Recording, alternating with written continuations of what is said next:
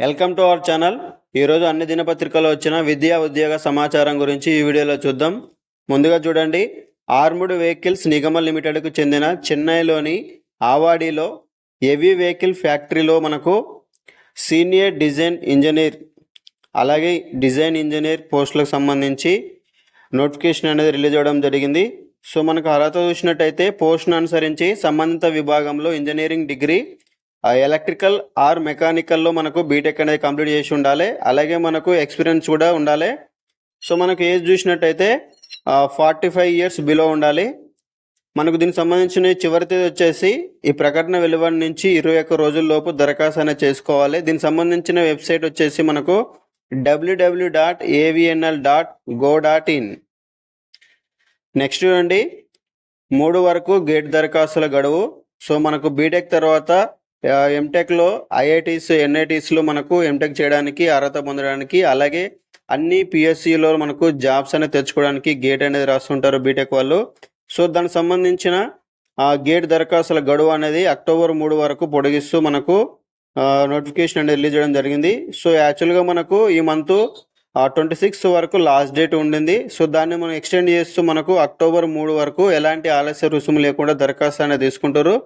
October 7 వరకు మీరు October 7 వరకు అప్లై చేయాలనుకుంటే ఆలస్య రుసుము అనేది పే చేయాల్సి ఉంటుంది. ఈ గేట్ పరీక్షలు అనేవి మనకు 2025 ఫిబ్రవరి 1, 2, 15, 16లో మనకు నిర్వహించనున్నారు. సో నెక్స్ట్ చూడండి, మనకు హైదరాబాద్లోని defence research and development organisation డిఆర్డీఓకి చెందిన రీసెర్చ్ సెంటర్ ఇమారత్ 2024-25 ఏడాదికి అప్రెంటిస్షిప్ శిక్షణ ఇచ్చేందుకు దరఖాస్తులను తీసుకుంటుంది. సో మొత్తం పోస్టుల సంఖ్య చూసినట్టయితే 200 ఉన్నాయి. అర్హులైన అభ్యర్థులు 2024 అక్టోబర్ 12లోగా ఆన్లైన్లో దరఖాస్తు చేసుకోవాలని చెప్పి ఇవ్వడం జరిగింది.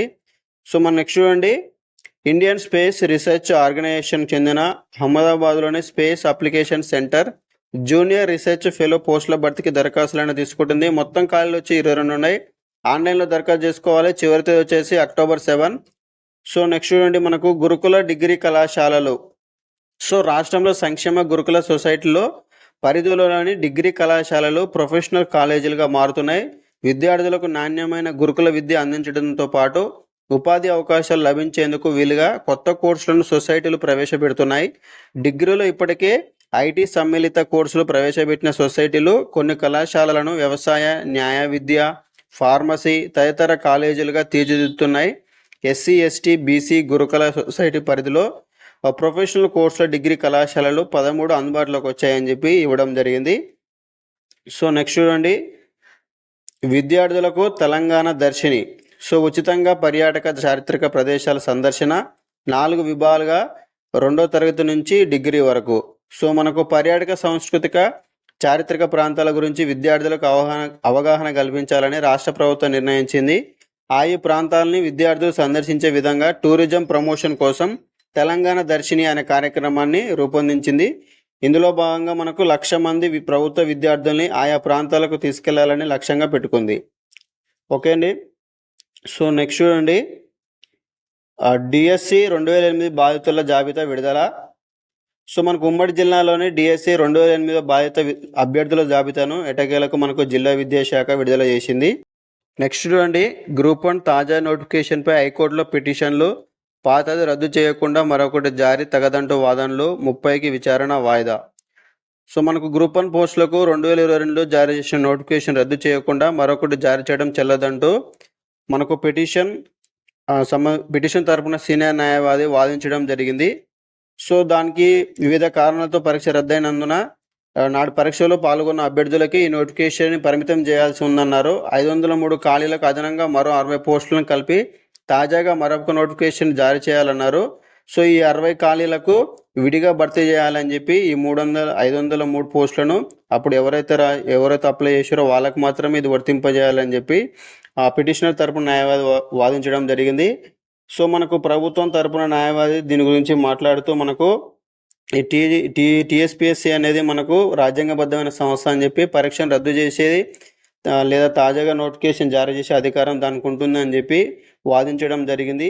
సో దీంతో మనకు ఈ యొక్క వాదనలు అనేవి ఈ నెల 30కి వాయిదా వేశారు హైకోర్టు అనేది. సో నెక్స్ట్ చూడండి, ఎంబీబీఎస్ మేనేజ్మెంట్ కోటా మెరిట్ జాబితా విడుదల. సో రాష్ట్రంలో మేనేజ్మెంట్ కోటా ఎంబీబీఎస్ సీట్ల కోసం దరఖాస్తు చేసుకున్న అభ్యర్థులు ప్రాథమిక మెరిట్ జాబితాను కాళోజీ ఆరోగ్య విశ్వవిద్యాలయం విడుదల చేయడం జరిగింది. సో 3-4 తేదీలో తెలుగు వర్సిటీ ప్రవేశ పరీక్షలు.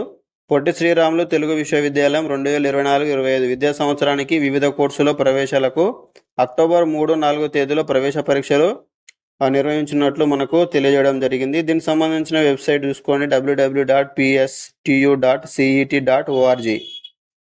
30 నుంచి ఐసెట్ ప్రత్యేక కౌన్సిలింగ్. రాష్ట్రంలో ఎంబీఏ ఎంసీఏ సీట్ల భర్తీకి ఈ నెల 30 నుంచి ఐసెట్ ప్రత్యేక కౌన్సిలింగ్ నిర్వహించనుంది.